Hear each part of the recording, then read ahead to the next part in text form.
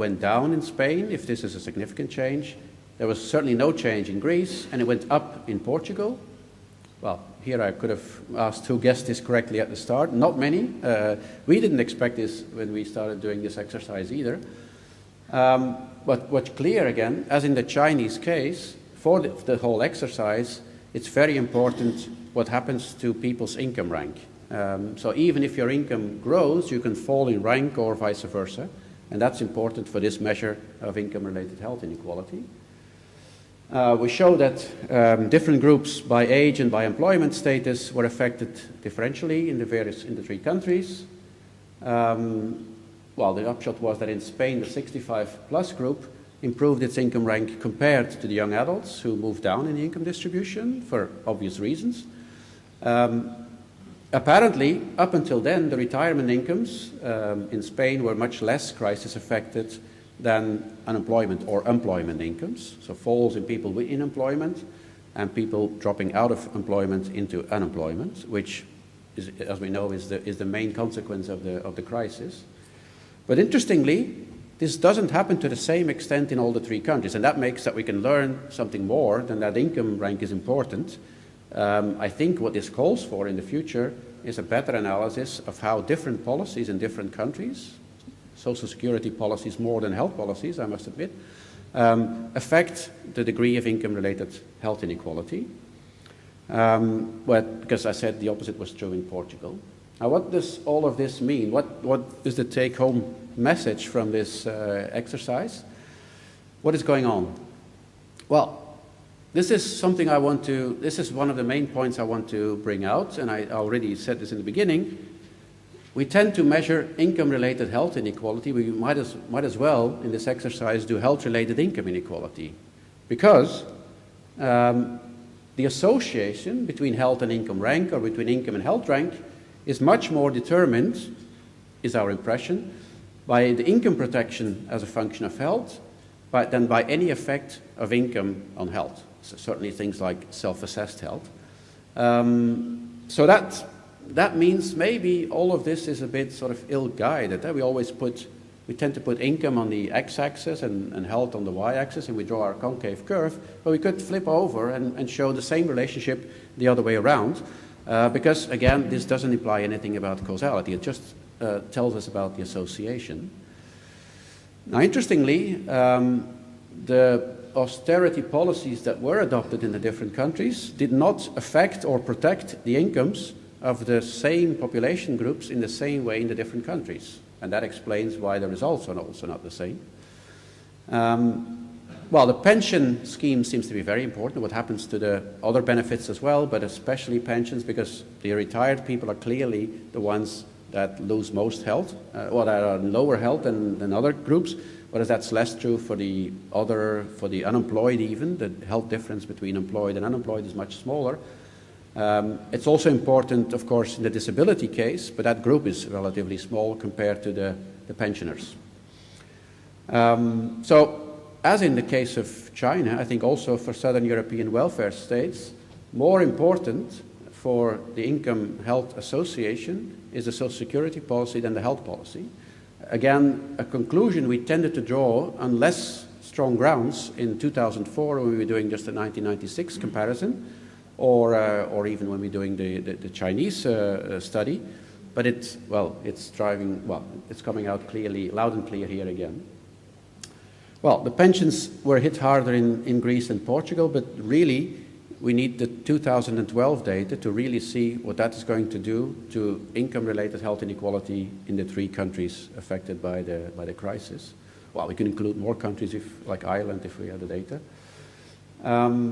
Clearly, I think that's the main message, the protection of old age income. Well, we can say you shouldn't affect pensions if you want to keep income-related health inequality down, but that's clearly not only a matter of income-related health inequality.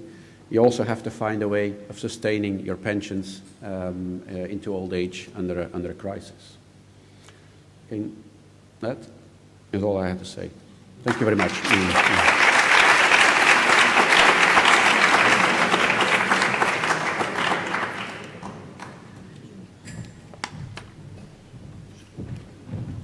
Shall I stay here? You can stay or? Yep. Well, we are good on time, so I think that we have time for some debate. So, questions?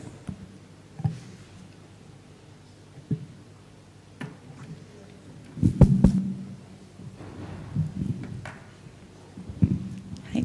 Well, thank you very much. That was very interesting. I'm trying to get my head around. So the reason really why you don't find any increase in income-related inequalities because of this income mobility component. So basically those, the older age groups have poor health and they move up in the income rank. So do you find the same result if you adjust for age in all the income-related inequity indices? That's a good point. Clearly, the effect will be smaller then if you do also the age adjustment.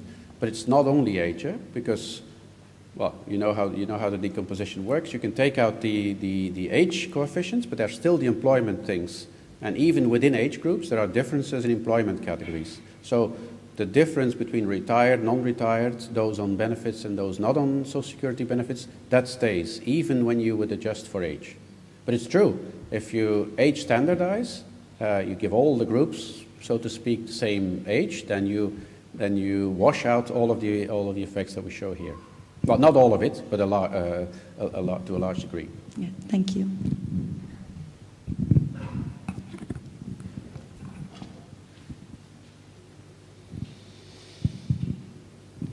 Well, while people wake up a bit, I think that I want to, well, you know that I've been wondering about this a bit while working, having a look at the first results. It seems that to decrease income-related health inequalities, the best thing that we can do is just hit harder enough the young population. So then I started doing health economics, doing income-related health inequalities, but now I wonder, shall we really care about those? Yeah, but I think that's the question I have up there as well. Maybe we could forget about there is this, well, I mean, it's a long, old debate. There is this, take the Commission on Social Determinants of Health, the Marmot Commission, both in England and for WHO. All of the reasoning is based on the idea that societal inequalities translate also into health inequalities by socioeconomic status.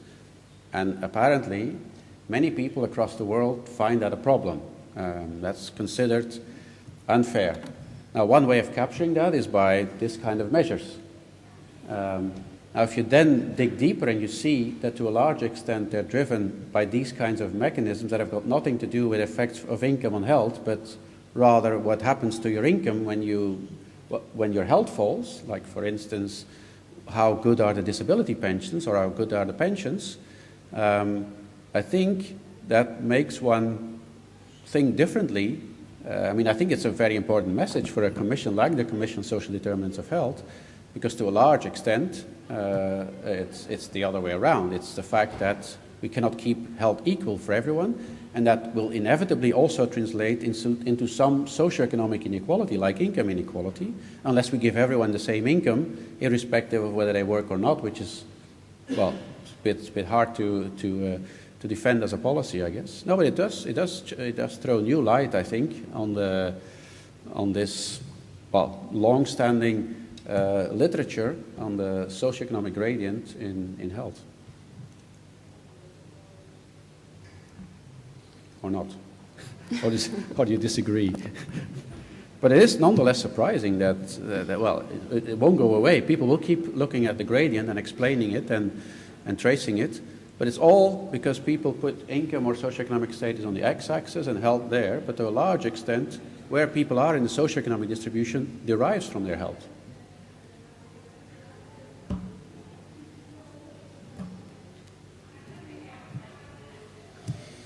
Yeah. Just to be a bit fair with the last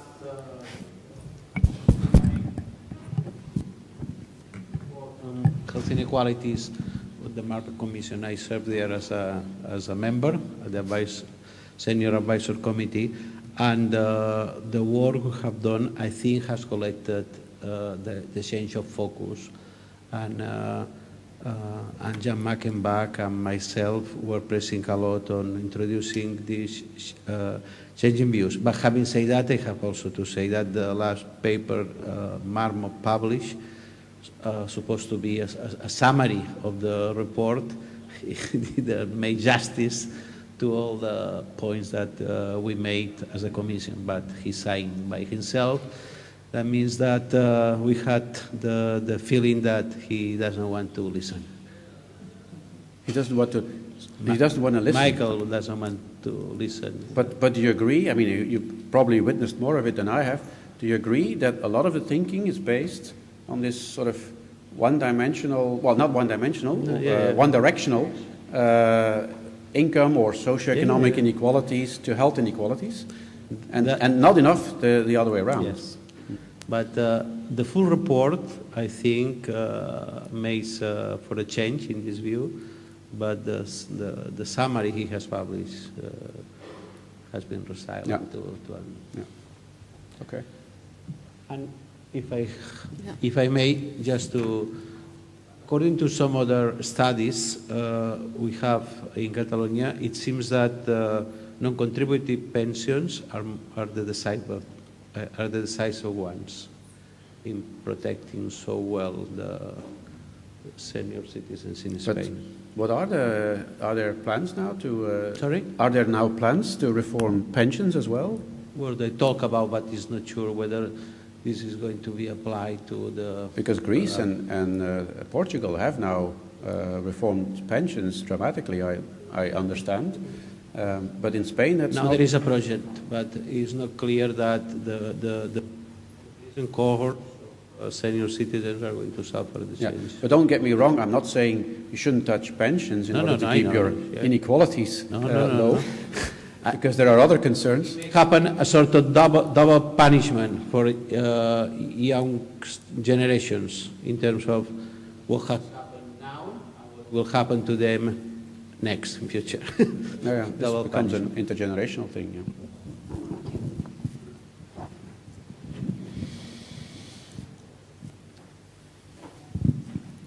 Okay. Well, thank you, Eddie. Now I think that we move to the closing session. Thank you. Thank you.